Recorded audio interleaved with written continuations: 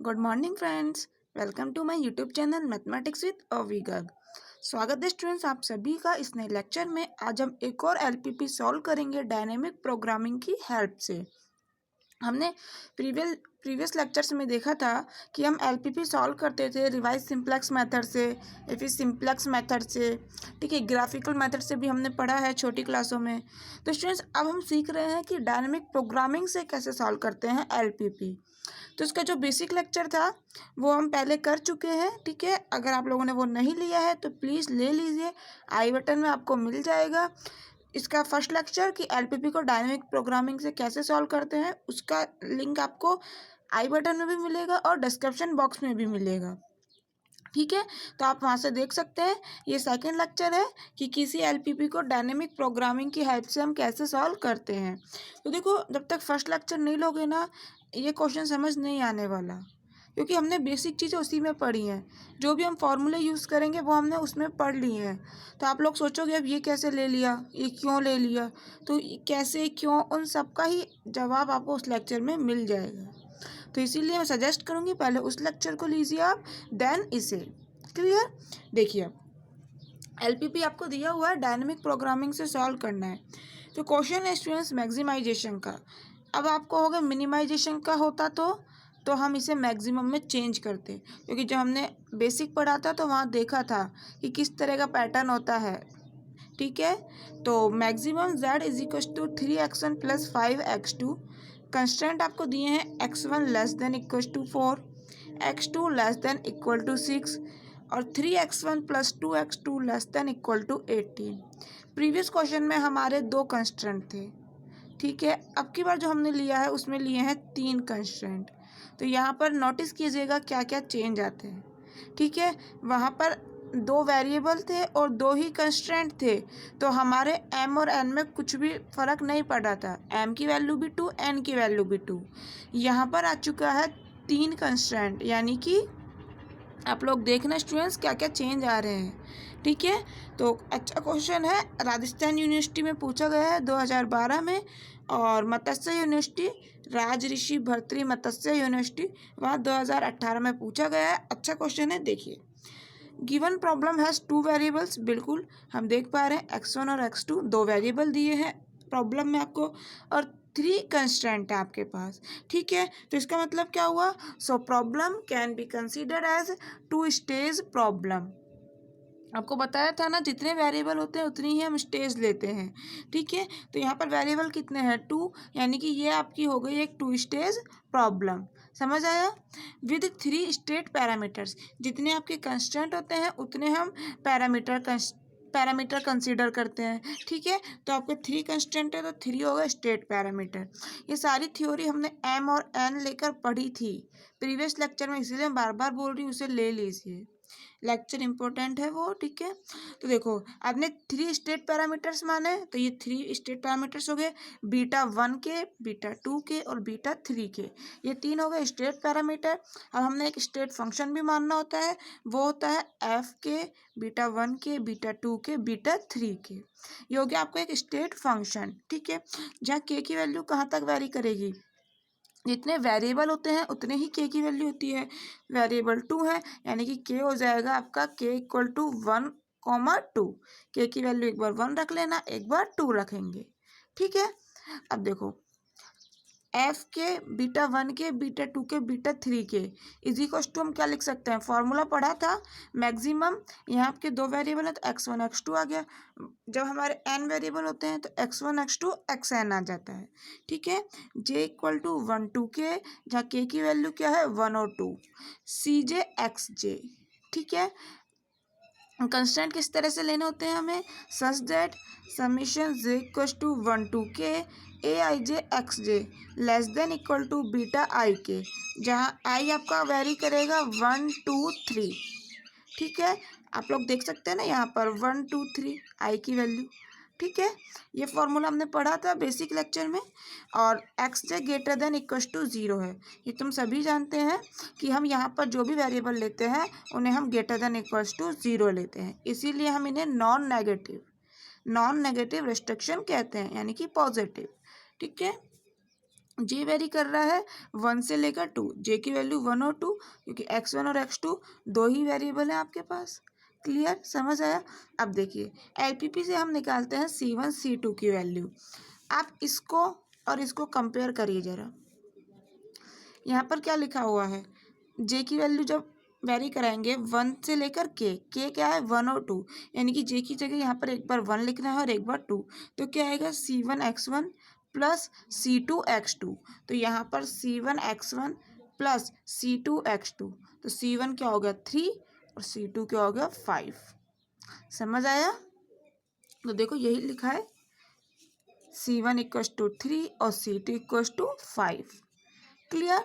अब coefficient matrix कैसे बनाते हैं, जो भी आपको कंस्ट्रेंट दिए हैं उन्हें लिखकर। ठीक है, तो देखो कोफिशिएंट मैट्रिक्स कैसे बनेगी। यहाँ पर x1 का कोफिशिएंट क्या है 1, x2 का क्या है 0, यहाँ पर x1 का 0, x2 का 1 और यहाँ 3 और 2। तो देखो यही लिखा है।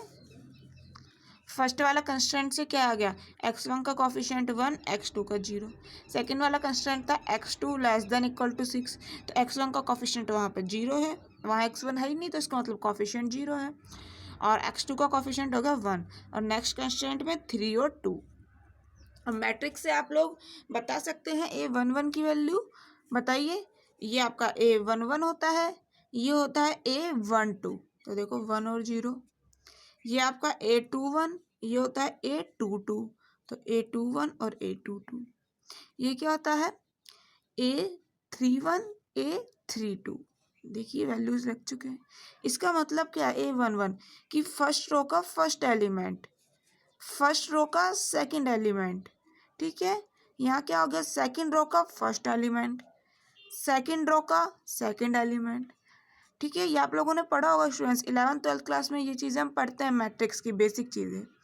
ये क्या हो गया थर्ड रो का फर्स्ट एलिमेंट और ये हो गया आपके पास थर्ड रो का सेकंड एलिमेंट। ये थर्ड रो हो गई, ये आपका सेकंड एलिमेंट हो गया। क्लियर, समझ आया। अब क्या करना होता है हमें, यदि आप लोगों को प्रीवियस लेक्चर याद है, जिन्होंने लिया है तो आप लोगों को पता होगा। अब हमें यूज़ करना है फॉर्मूला। ये तो हमने बेसिक लिखा है, जो हमारा क्वेश्चन दिया था वही एज इट इज़ हमने लिखा है, बट इसको आप और किस तरह से एक्सप्रेस कर सकते हैं, तो ये हमने फार्मूला पढ़ा था। ठीक है, वहाँ हमने m और n के लिए पढ़ा था, यहाँ हम क्या पढ़ रहे हैं, यहाँ हमारे 3 है, समझ रहे हैं ना, 3 कंस्टेंट है और वेरिएबल कितने हैं 2, तो 3 और 2 के लिए क्या होगा देखिए। देखिए जब आप m के लिए पढ़ चुके हैं तो 3 के लिए आराम से बता सकते हैं स्टूडेंट्स। एम के लिए आपने नहीं पढ़ा है तो वही चीज़ लिंक है आपका डिस्क्रिप्शन बॉक्स में, वहाँ से देख सकते हैं। ठीक है, एप्लीकेशन ऑफ डायनामिक प्रोग्रामिंग का जो फर्स्ट लेक्चर है ना वो है इसमें डिस्क्रिप्शन बॉक्स में, वहाँ से ले लीजिए। ये सेकंड लेक्चर ही है आपका डायनामिक प्रोग्रामिंग के एप्लीकेशन का। देखिए फार्मूला होता है मैक्सिमम एक्स के सी के एक्स के प्लस एफ के माइनस 1। यहाँ के है, यहाँ के माइनस 1। ठीक है, एफ के माइनस 1 बीटा 1 के माइनस A1 के एक्स के, कॉमा बीटा 2 के माइनस A2 के एक्स के। 3 तक लेना है तो बीटा 3 के माइनस A3 के एक्स के। एम के लिए होता था एम के लिए ले लेते, कैसे होता है लास्ट में एम के लिए बीटा एम के माइनस AM के एक्स के। ठीक है, अब देखिए हमने माना जो ये बीटा 1 के, बीटा 2 के, बीटा 3 के हैं, इनको हमने डिनोट कर दिया U के, V के और W के से। कोई फ़र्क नहीं पड़ता है, इनको लिखने में थोड़ा सा टाइम लगता है तो कुछ नहीं, सिंपल नोटेशन ले लिया और कोई मतलब नहीं है इनका। ठीक है, तो ये आपके पास क्या हो जाएगा, यहाँ पर क्या आ जाएगा बीटा 1 के की जगह U के, यहाँ क्या आ जाएगा V के और यहाँ W के। ठीक है, अब हम लिखते हैं स्टेज फर्स्ट। जितने वेरिएबल होते हैं उतनी स्टेज होती है, वेरिएबल 2 है इसीलिए के की वैल्यू क्या हो जाएगी 1 और 2। तो स्टेज फर्स्ट क्या का मतलब क्या हुआ के बराबर 1, तो F1 क्या हो जाएगा बताइए। के की जगह 1 लिख रहे हैं और कुछ भी नहीं कर रहे, के की जगह 1 लिखना है, तो क्या हो जाएगा F1। यहाँ पर क्या आ गया आपके पास U के, ये V के और W के, तो के की जगह 1 लिखना है तो हो जाएगा U1 V1 और W1। ठीक है, मैक्सिमम के की जगह 1 तो x1 आ गया, ठीक है। अब देखो यहाँ पर k की जगह 1, ये भी 1, तो क्या आएगा C1x1। और C1 की वैल्यू आप लोग निकाल चुके हैं, हमने निकाली थी अभी। C1 की वैल्यू 3 थी और C2 की वैल्यू 5, तो मैंने डायरेक्ट वैल्यू लिख दी है C1 की 3 और आपका ये x1 एज इट इज़। ये वाली टर्म क्यों नहीं आई, तो देखो इसका रीजन मैंने पहले भी बताया था। जो हम ये डिफाइन करते हैं ना एफ के फंक्शन, ये जो हम एफ के फंक्शन डिफाइन करते हैं स्टूडेंट्स, ये हम वैल्यू के की कहाँ लेते हैं, ये हम वैल्यूज लेते हैं के की 1 से। ठीक है, के हम कहाँ क्या कहते हैं कि 1 होगा, 2 होगा, 3 होगा, जितने वेरिएबल है वहाँ तक चलेगा। अगर आप यहाँ पे के की जगह 1 लिख देते हैं तो क्या हो जाएगा, 1 - 1 0, F0। तो F0 तो हमने डिफाइन ही नहीं करा। हमने F0 डिफाइन किया है क्या, जब आप लोग थ्योरी पढ़ेंगे ना प्रीवियस लेक्चर में, जब आपको समझ आएगा, वहाँ भी मैंने आपको बताया था। तो इसीलिए ये वाली टर्म का कोई मतलब नहीं है, ये एग्जिस्ट नहीं करेगी के बराबर 1 के लिए। सर ठीक है, तो ये आ चुका है मैक्सिमम x1 3x1। अब देखो ये कंस्ट्रेंट कैसे लिखते हैं, तो ये हमने आपको बताया था, ये जो हमें गिवन होते हैं ना उन्हीं की हेल्प से लिखते हैं। कैसे, तो देखो आपको गिवन क्या है कंस्ट्रेंट, देखिए यहाँ दिया है आपको x1 < 4। तो हमने आपको कैसे बताया था कंस्ट्रेंट लिखना, बताइए प्रीवियस लेक्चर में। यहाँ आपको कुछ भी नहीं, इन वेरिएबल को ले लेना है। के बराबर 1 के लिए लिख रहे हो ना, तो x1 ले लो तीनों कंस्टेंट में से, तो यहाँ पर आ जाएगा x1 < u1। 4 नहीं, u1। यहाँ पर x1 है ही नहीं, तो क्या आ जाएगा 0x1 < u2, sorry v1, sorry students v1। ठीक है, और यहाँ पर क्या आ जाएगा 3x1 < w1। समझ आया, के बराबर 1 के लिए लिख रहे हैं तो सेकंड वेरिएबल को हमने नहीं लेना है, और ना इन वैल्यूज के लिए क्या करना है u1 v1 w1, ऐसा नहीं कि इन्हीं को रिपीट लिखना है। ठीक है, जब के बराबर 2 के लिए पढ़ेंगे तो क्या करेंगे, सेकंड वाले कंस्टेंट को और ऐड कर लेंगे, सॉरी सेकंड वाले वेरिएबल को और ऐड कर लेंगे, सॉरी स्टूडेंट्स। जैसा कि यहाँ पर x2 है, इसको ऐड कर लेंगे, यहाँ पर x2, इसको भी ऐड कर लेंगे। ठीक है, देखिए हमने ऐसे ही कंस्टेंट लिखे हैं x1 < u1, 0x1 < v1 और 3x1 < w1। तो यहाँ से आपके पास क्या आ जाता है, 0 × x1 0 ही हो गया, तो 0 < v1, यानी कि आपका v1 0 से बड़ा है। ठीक है, यहाँ से क्या आ गया, 3 को डिवाइड में भेज दिया, x1 < w1/3। ठीक है, अब देखो यहाँ आपको क्या दिया हुआ है, x1 u1 से भी कम है, x1 w1/3 से भी कम है, और ये तो हम जानते हैं नॉन नेगेटिव रिस्ट्रिक्शन होता है x1 > 0। तो ये हमने पहले लिख लिया, x1 0 से बड़ा है, और लेस देन किससे होगा, दिया हुआ है ना u1 से भी कम है और w1/3 से भी कम है, तो ये लेस देन होगा मिनिमम ऑफ u1 और w1/3। ठीक है, अब देखो यहाँ पर आप क्या करना है, आप लोगों को यहाँ पर अब देखना है कि x1 की मैक्सिमम वैल्यू क्या है। यहाँ पर इसकी मैक्सिमम वैल्यू फाइंड करनी है, लिखा हुआ है मैक्सिमम, इस ब्रैकेट की मैक्सिमम वैल्यू फाइंड करनी है, तो x1 की मैक्सिमम वैल्यू लिखोगे तभी ये मैक्सिमम होगा। समझ रहे हैं, अच्छा ऐसे सोच कर देखो, x1 की वैल्यू अगर हम 1 लिखे और 2 लिखे, 1 लिखोगे तो 3 आएगा और 2 लिखोगे तो 6 आएगा, तो मैक्सिमम क्या हुआ, 6 हुआ। तो जब x1 की वैल्यू भी हमने मैक्सिमम रखी, 2 रखी, ठीक है, तभी तो हमारा आया है ना मैक्सिमम। तो इसीलिए x1 की वैल्यू जब मैक्सिमम होगी तब ये ब्रैकेट की वैल्यू भी मैक्सिमम होगी। तो यहाँ पर आप लोग देख सकते हैं x1 कहाँ वेरी कर रहा है, 0 से, और यहाँ पर मिनिमम ऑफ u1 w1/3 के बीच में वेरी कर रहा है। तो x1 की मैक्सिमम वैल्यू क्या हो सकती है, less than equal to, maximum value ये हो सकती है आपकी x1 की। तो यहाँ पर ये वाली वैल्यू फाइंड रख दो, क्या आ जाएगा 3, x1 की वैल्यू रख दी, मिनिमम ऑफ u1 w1/3।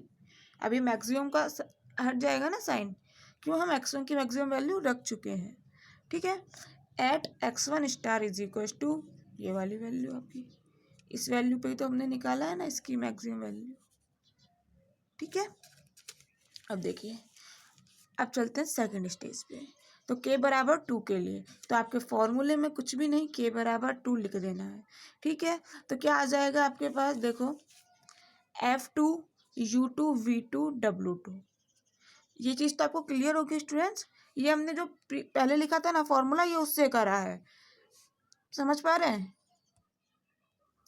ये हमने इस फॉर्मूले से लिखा है। यहाँ पर 2 लिखना है ना, तो F2 बीटा 1 2 क्या हो जाएगा U2, ये V2 W2 is equal to maximum X1 X2। यहाँ क्या आएगा C1 X1 plus C2 X2। C1 C2 की वैल्यू है ये, तो क्या हो जाएगा 3X1 प्लस 5X2। ठीक है, तो समझ आया ये कहाँ से लिखा है। ठीक है, अब क्या करना है, अब हमें फॉर्मूले में लिखना है वैल्यू। तो फॉर्मूला कौन सा वाला है, ये वाला आपका। इस वाले में वैल्यू रखो, के की जगह 2, तो क्या आ जाएगा, यहाँ 2 आ जाएगा, यहाँ U2 V2 W2, यहाँ maximum X2 C2 X2। C2 की वैल्यू है हमारे पास, क्या थी 5, यहाँ क्या आ जाएगा 2 - 1 यानी कि 1, तो F1। समझ आ रहा है ना, लिखते जाइए अपनी नोटबुक में। समझ तभी आएगा जब तक लिखोगे नहीं ना, जब तक कुछ समझ नहीं आने वाला। और ऐसा नहीं है यहाँ से देखकर आपको सब चीज़ें क्लियर हो जाएंगी स्टूडेंट्स, आप लोगों को खुद को प्रैक्टिस भी करनी पड़ेगी। ठीक है, अब देखिए यहाँ क्या आ जाएगा F1, यहाँ पर क्या आएगा आपके पास बताइए, बी यहाँ से देख के तो ना 2 लिखोगे, यहाँ पर क्या आएगा U2, तो यहाँ क्या आएगा U2, तो U2 माइनस A1 2, कुछ भी नहीं, के की जगह 2 लिखना है, जहाँ के लिखा है वहाँ 2 लिखना है। यहाँ क्या हो जाएगा A12 X2, यहाँ क्या आएगा V2 minus A22 X2, W2 देख पा रहे हो W2 minus A32 X2, simple. ठीक है, यहाँ पर समझ आ रहा है ना कैसे हुआ। यहाँ पर 2 लिखोगे, यहाँ के है तो यहाँ के है, यहाँ 2 लिखोगे तो यहाँ 2 आ जाएगा, यहाँ 10 लिखोगे तो यहाँ 10 आ जाएगा। सिंपल सा चीज़ है ये, क्लियर। तो देखो यही चीज़ लिखी है और कुछ भी नहीं करा। U2 minus A12 X2, V2 minus A22 X2 और W2 माइनस A32 X2। देखो C2 की वैल्यू हम पहले निकाल चुके हैं, A12 की निकाल चुके हैं, A22 की भी और A32 की भी। वैल्यूज़ वहाँ से देखिए अपनी नोटबुक में और लिख दीजिए। वैल्यूज़ लिखोगे तो आपके पास आ जाएगा ये U2 V2 minus X2 comma W2 minus 2 X2। आप लोग देखिए A32 की वैल्यू 2 है, ठीक है, A22 की वैल्यू 1 है और A12 की वैल्यू 0 है, तो इसीलिए 0 इंटू X2 0 हो गया, U2 में से 0 माइनस किया तो U2 बच गया। ठीक है, C2 की value 5, maximum X2 as it is. समझ आ रहा है। देखो अगर कोई भी क्वेरी है, समझ नहीं आ रहा है तो प्लीज़ कमेंट बॉक्स में बताइए। अगर अच्छा लग रहा है, चीज़ें क्लियर हो रही हैं तो भी प्लीज़ बताइए। ठीक है, इससे क्या मोटिवेशन मिलता है। समझ पा रहे हैं। तो देखिए आगे क्या हो जाएगा, आगे आपको रख देनी है स्टूडेंट्स F1 की वैल्यू। देखो यहाँ पर F1 U1 V1 W1 की वैल्यू आपके पास है, तो क्या आप F1 इसकी वैल्यू नहीं निकाल सकते। मुझे एक बार बताओ, जब Fx की वैल्यू होती है आपके पास, जब आपके पास Fx की वैल्यू है 3x, तो क्या Fy की वैल्यू नहीं बता सकते क्या। Fx की वैल्यू है आपके पास 3x, तो क्या Fy की वैल्यू नहीं बता सकते 3y, कि यहाँ x है तो यहाँ x था, तो यहाँ y है तो यहाँ y आ जाएगा। तो यहाँ पर यही तो हो रहा है, और क्या हो रहा है। F1 U1 V1 W1 के लिए वैल्यू पता है क्या होती है, कि first variable comma second variable third variable bye 3। तो क्या मुझे आप इसकी वैल्यू नहीं बता सकते, क्या आ जाएगी इसकी value 3 minimum of U2 comma W2 minus 2x2 by 3। ठीक है, समझ आया। देखो यही लिखा है मैंने, देखिए यही लिखी है एज इट इज़ वैल्यू जो आपको बताइए अभी। ठीक है, अब देखिए क्या करना होता है। F1 का वैल्यू निकालने के बाद हमने क्या करा था, कंस्टेंट लिखे थे, तो अब यहाँ पर वही कंस्टेंट लिखे, किसकी हेल्प से, जो आपको गिवन कंस्टेंट है उन्हीं की हेल्प से। मैंने आपको बताया था ना, जब k बराबर 2 के लिए यानी कि सेकंड स्टेज के लिए जब बात करेंगे तो वहाँ पर हम सेकंड वेरिएबल को और ऐड कर लेंगे। ठीक है, तो आपके पास क्या हो जाएगा x1 plus 0x2 less than equal to U2। First जो आपके पास कंस्टेंट था उसमें सेकंड वेरिएबल नहीं था ना, तो 0 से मल्टीप्लाई करके ले लिया हमने, क्योंकि इससे कोई फ़र्क तो नहीं पड़ा ना कंस्टेंट में आपके। 0 इंटू X2 0 ही हो जाना है, और जीरो को किसी में भी ऐड करो तो कोई फ़र्क नहीं पड़ता है। सेकंड में क्या हो जाएगा, 0x1 plus x2 less than equal to v2। और थर्ड में क्या हो जाएगा, थर्ड तो कंप्लीट लिख लेना है, 3x1 plus 2x2 less than equal to w2। ठीक है, अब देखो थोड़ा सा सॉल्व करा है, x1 less than equal to u2 आ गया, यहाँ x2 less than equal to v2 आ गया, और यहाँ से और x1 की वैल्यू हमने फाइंड आउट करी है। देखिए इसको माइनस यहाँ पर लेके जाएंगे तो माइनस हो जाएगा, w2 माइनस 2x2, इसको डिवाइड में भेज दिया 3 को, तो आ जाएगा आपके पास x1 less than equal to w2 minus 2x2 by 3। ठीक है, अब देखो यहाँ पर x1 आपके पास u2 से भी कम है और x1 w2 minus 2x2 by 3 से भी कम है। तो कुछ समझ पा रहे हैं, जैसा हमने प्रीवियस पढ़ते हुए आ रहे हैं हम। देखिए अभी करेंगे, इसका यूज़ थोड़ा सा रखिए, माइंड में रखिए और चीज़ों को क्लियर करते हुए चलिए। ठीक है, अब देखिए एलपीपी में आपको किस तरह से वैल्यू निकालनी होती है, हमने पहले वाले लेक्चर में भी पढ़ा था। जो आपके पास एलपीपी दी हुई है उसके कंस्ट्रेंट देखिए, उसके कंस्ट्रेंट देखने पर कंपेयर करिए, क्या ये वही कंस्ट्रेंट नहीं है, बस हमने यहीं तो चेंज करा है ना RHS में, यहाँ U2 ले लिया, यहाँ V2 ले लिया, यहाँ W2 ले लिया, LHS तो सेम है ना, यही है आपके पास LHS जो आपके पास गिवन कंस्ट्रेंट है। तो इन दोनों को कंपेयर करिए, ये वाले कंस्टेंट और जो आपके पास गिवन कंस्टेंट है उनको, तो क्या U2 V2 W2 की वैल्यू नहीं बता सकते। देखिए U2 की वैल्यू 4 हो गई, V2 की 6 और W2 की 18, क्योंकि ये तो आपके पास सेम ही है LHS। तो समझ आया, तो यही लिखा है कि गिवन एलपीपी से हम कह सकते हैं U2 की वैल्यू 4, V2 की 6, W2 की 18। ठीक है, अब इन वैल्यूज़ को हमें पुट कर देना है इक्वेशन नंबर 4 में, ये आपके पास इक्वेशन नंबर 4 है। तो क्या आ जाएगा, F2 V2 W2 is equal to maximum x2 5x2 plus 3 minimum of U2 की वैल्यू रख दो, W2 की वैल्यू रख दो। तो U2 की वैल्यू 4 रख दी, W2 की वैल्यू क्या है 18, तो 18 माइनस 2x2 बाय 3। ठीक है, and x2 less than equals to आपके पास V2 है। ठीक है, ये लिखा हुआ है ना, x2 less than equals to V2, यही लिखा है। ठीक है, तो यहाँ पर V2 की वैल्यू रख दी, क्या है 6, फिर x2 की हम पता लग गया रेंज कि ये x2 less than equals to 6 है। ये तो हमें पता ही होता है ना कि x2 जितने भी आपके वेरिएबल है ग्रेटर देन इक्वल्स टू 0 है। तो यहाँ से आपको रेंज पता लग गई x2 की वैल्यू हो कहाँ तक सकती है, मैक्सिमम 6 हो सकती है x2 की वैल्यू, greater than less than equal to है। ठीक है, इक्वल टू भी है, यानी कि x2 की मैक्सिमम वैल्यू 6 हो सकती है और मिनिमम वैल्यू 0 हो सकती है, और कहीं भी नहीं जाएगा x2, 0 से 6 के बीच में वेरी करता रहेगा।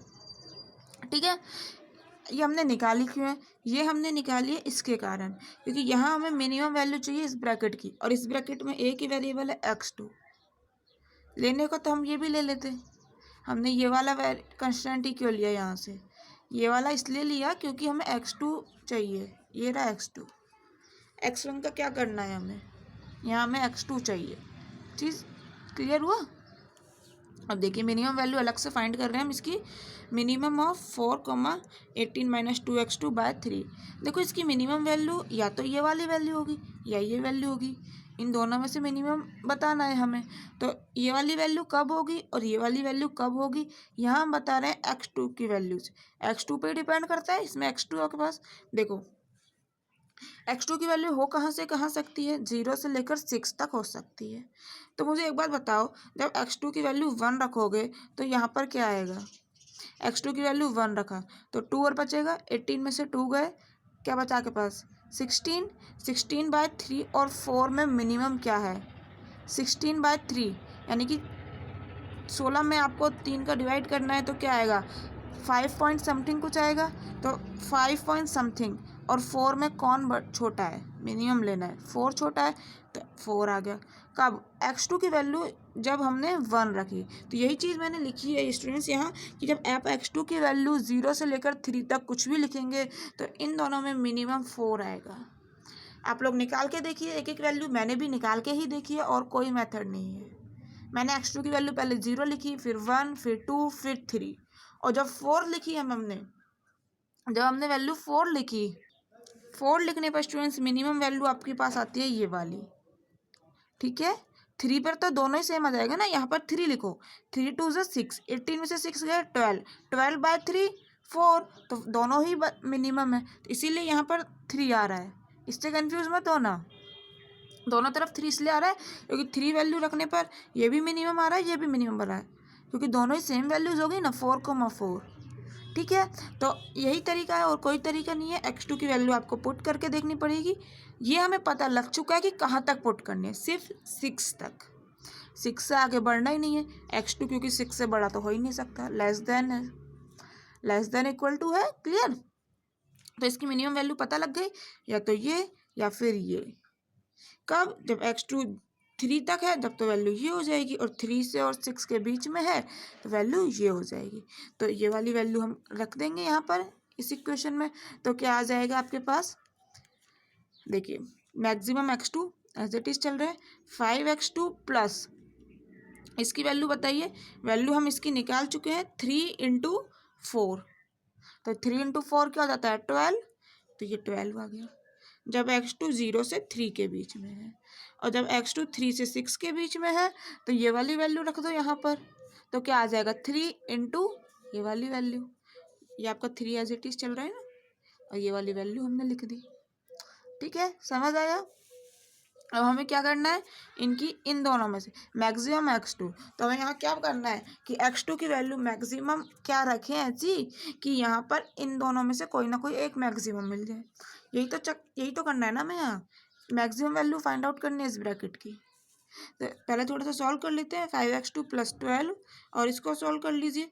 यहाँ पर क्या आएगा आपके पास, 3 × 5 15, और ये 3 2 ज़ा 6, और 6/3 करेंगे तो 2, ठीक है। तो 5 में से 2 गया तो 3x2।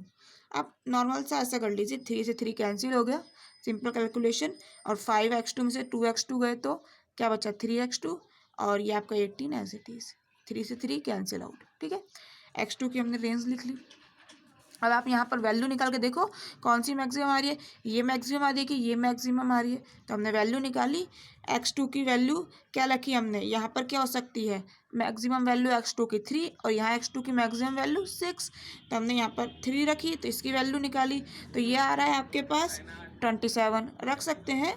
3 वैल्यू रखो, 3 × 5 = 15, और 12 + 15 कितना हो गया 27, और यहाँ x2 की मैक्सिमम वैल्यू क्या हो सकती है 6, तो यहाँ पर 6 रखो, तो 6 × 3 = 18, 18 और 18 36। तो यही लिखा है मैंने कि ये वाला मैक्सिमम कब होगा, x2 जब 6 लिखोगे तो x2 की वैल्यू 6 पे इसकी वैल्यू आपके पास आ रही है 36, तो 27 बड़ा है या 36 बड़ा है, ऑब्वियसली 36 इज मैक्सिमम, क्लियर। तो आपके पास क्या हो गया, इसकी मैक्सिमम वैल्यू क्या आ गई, ये कब, जब x2 की वैल्यू आपने मैक्सिमम लिखी है 6, यही लिखा है मैंने, आप लोग देख सकते हैं। F2U2 V2 W2 = आपके पास आ चुका है 36, वैल्यू रखिए यहाँ पर x2 की 6, तो 18 + 3 × 6, 18 + 18 36 एट x2 स्टार = 6, ठीक है। x2 की वैल्यू क्या रखी है आपने मैक्सिमम 6, इससे कंफ्यूज मत होना स्टार से, मैंने आपको पहले भी बताया था ये x2 की वैल्यू ही है, स्टार सिर्फ ऐसे लिए लिख दिया क्योंकि हम मैक्सिमम वैल्यू लिख रहे हैं, वहाँ x1 स्टार भी इसीलिए लिखा था क्योंकि x1 की मैक्सिमम वैल्यू लिख रहे हैं और कुछ भी नहीं है, ठीक है। तो x2 स्टार आपके पास आ चुका है 6। अब हमें वैल्यू किसकी निकालनी होगी x1 स्टार की, तो उससे पहले कुछ और भी करना है, तो देखिए क्या करना है। उससे पहले हमें कंस्टेंट भी तो लिखने होंगे, जब भी तो x1 की वैल्यू निकालोगे। तो देखो जो आपने k = 1 लिया था, तो आपने फर्स्ट आपका जो कंस्टेंट था यही था x1 <= u1, और k = 2 के लिए x1 <= u2, यही हमने लिए थे, याद है। देखिए आप अपनी नोटबुक में x1 <= u1 और x1 <= w1/3, ठीक है। और k = 2 था, जब सेकंड स्टेज के लिए हमने लिखा था x1 <= u2 और x1 <= w2 - 2x2/3, ठीक है। तो यही तो लिखा है मैंने, समझ आया, ये k = 1 के लिए और ये k = 2 के लिए। ठीक है। अब देखो यहाँ पर आपके पास लेस देन इक्वल टू, तो हम यहाँ पर x1 की वैल्यू फाइंड आउट करना चाहते हैं तो इक्वल टू वाला साइन लेके चल रहे हैं, क्योंकि इक्वल टू से हम आसानी से वैल्यू फाइंड कर सकते हैं। तो यहाँ से हमने ले लिया कि x1 equal to u1, x1 equal to u2, x1 equal to w1/3 और x1 equal to w2 minus 2x2/3। तो इन दोनों को एक साथ लिख लिया, तो यहाँ से क्या आ जाएगा, u1 is equal to u2, और इन दोनों को एक साथ लिख लिया तो क्या आ जाएगा, ये वाली टर्म इज इक्वल टू ये, तो यही लिखा है w1/3 is equal to w2 minus 2x2/3। ठीक है। अब देखो x1 स्टार था क्या आपके पास, थर्ड इक्वेशन में देखिए, नोटबुक में देखिए अपनी, x1 स्टार आपके पास था minimum of u1 comma w1/3। देखिए थर्ड इक्वेशन में अपनी नोटबुक में क्या है, यहाँ पर x1 star is equal to minimum of u1 comma w1/3। ठीक है, x1 star is equal to क्या आ गया, minimum of u1 is equal to आप u2 लिख सकते हैं और w1/3 इज इक्वल टू लिख सकते हैं ये हमने लिखा ही क्यों, क्योंकि हमें स्टूडेंट्स u1 w1 की वैल्यू नहीं पता है, u2 w2 की वैल्यू पता है, और x2 की वैल्यू भी अभी हम निकाले थे, क्या थी 6। मैंने बोला ना x2 और x2 स्टार में कंफ्यूजन नहीं करना है, कंफ्यूज नहीं होना है, x2 स्टार ही है। ठीक है, तो u2 की वैल्यू भी है, w2 की भी है, x2 की वैल्यू भी है, तो लिख दीजिए u2 आपके पास 4 था, w2 क्या था आपके पास 18 माइनस 2 x2 की वैल्यू 6/3। सॉल्व करो, 4,6/3, 3 2 ज़ा 6, तो 4,2, इन दोनों में मिनिमम ऑब्वियसली 2 है, this is equal to 2। x1 star आपके पास क्या आ चुका है 2, x1 की वैल्यू 2 आ चुकी है, x2 की वैल्यू 6 आ चुकी है, तो क्या मैक्सिमम z नहीं निकाल सकते, मैक्सिमम z इक्वल टू क्या था 3x1 प्लस 5x2, तो x1 की वैल्यू 2 रखी, x2 की वैल्यू 6 रखी, ये आ गया आपके पास 3 2 ज़ा 6, 5 6 ज़ा 30 एंड मैक्सिमम वैल्यू इज 36। ये हो चुका है आपकी LPP का आंसर। समझ आया स्टूडेंट्स, मैंने बहुत कोशिश करी है आपको चीज़ें क्लियर करने की, बहुत ईजी चीज़ें बताई है मैंने आपको, बिल्कुल भी कन्फ्यूज़न नहीं होना चाहिए। अगर फिर भी कन्फ्यूज़न है तो प्लीज़ कमेंट बॉक्स में बताइए, कन्फ्यूज़न हम दूर करेंगे। ठीक है, और आपके सामने प्लेलिस्ट आ रही है स्टूडेंट्स, ऑपरेशन रिसर्च की और फंक्शनल एनालिसिस की। ठीक है, दोनों प्लेलिस्ट है, आपको जो भी वीडियो देखना है, जो भी लेक्चर लेना है, आप यहाँ पर जाकर देख सकते हैं। ठीक है, अगर स्टूडेंट्स मैं बोलूँगी आपसे सारे लेक्चर लोगे ना कंटिन्यूसली, तो आपको कहीं प्रॉब्लम नहीं आने वाली, आपके कहीं नंबर नहीं कटेंगे। ठीक है, और अब की बार तो ऐसा हो रहा है ना, कुछ 3 क्वेश्चन वाला मेथड चल रहा है, अभी ऑफिशियल नोटिफिकेशन तो नहीं आया है, बट फिर भी अभी चल रहा है ऐसा कुछ कि 3 क्वेश्चन करने होंगे आपको। तो आप लोग स्टूडेंट्स 3 क्वेश्चन इजीली कर सकते हैं यदि फंक्शनल एनालिसिस और ऑपरेशन रिसर्च के सारे लेक्चर लेते हैं कंटिन्यूसली। मैं बार बार बोल रही हूँ कंटिन्यू लेने हैं, क्योंकि अगर क्या करोगे, सेकंड लेक्चर ले लोगे फर्स्ट नहीं लोगे, फोर्थ लेक्चर ले लोगे आगे के लेक्चर नहीं लोगे, तो चीज़ें समझ ही नहीं आएंगी। ठीक है, क्योंकि बेसिक चीज़ हम स्टार्टिंग से पढ़ते हुए चलते हैं, ऐसा नहीं होता ना आप एकदम से 12th क्लास में आ जाएं और आगे का कुछ पढ़े ही नहीं, तो क्या आप 12th क्लास अच्छे से कर पाएंगे, कुछ नहीं समझ आने वाला। इसीलिए होता है स्टूडेंट्स स्टेप बाय स्टेप चलते हैं। ठीक है, तो सारे लेक्चर लीजिए, आपके कहीं नंबर नहीं कटने वाले। और कोई भी क्वेरी है, कोई भी दिक्कत आ रही है तो कमेंट बॉक्स में बताइए, और अगर अच्छा लगा हो तो लाइक ज़रूर कीजिए। ठीक है, सो थैंक यू स्टूडेंट्स, मिलते हैं नेक्स्ट लेक्चर में।